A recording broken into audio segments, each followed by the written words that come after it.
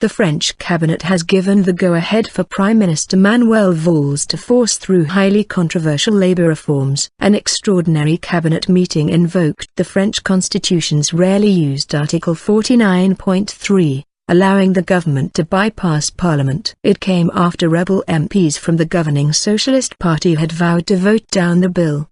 The reforms will make it easier for employers to hire and fire workers. Opponents, however, say the bill will allow employers to bypass workers' rights on pay, overtime and breaks. Later on Tuesday, opposition right-wing parties filed a motion of no confidence in the government, to be debated on Thursday. Mr. Valls said he was not afraid of the vote, which would need the support of left-wing MPs to bring the government down. If there are deputies on the left who wish to vote for the right's censure motion, they can do so.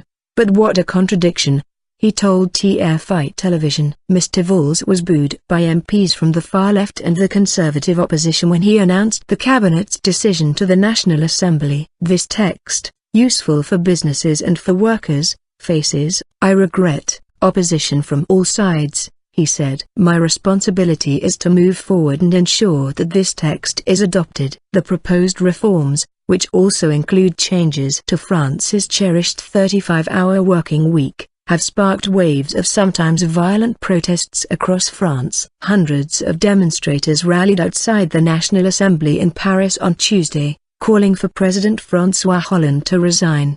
The BBC's Lucy Williamson in Paris says the bill, known as the Khomri Law after Labour Minister Myriam El Khomri, has forced a wedge between the governing Socialist Party and its left-wing supporters. The government says relaxing workers' protection will encourage businesses to hire more people and help to combat chronic unemployment. President Hollande has said that he will only consider running for re-election next year if he can bring down the jobless rate, which is more than 10%. The decision to invoke Article 49.3 was made after the government failed to reach a compromise on the bill with a group of rebel MPs within the Socialist Party. The only way the bill can now be stopped is by the motion of censure, a vote of no confidence, that was filed by two right-wing parties on Tuesday.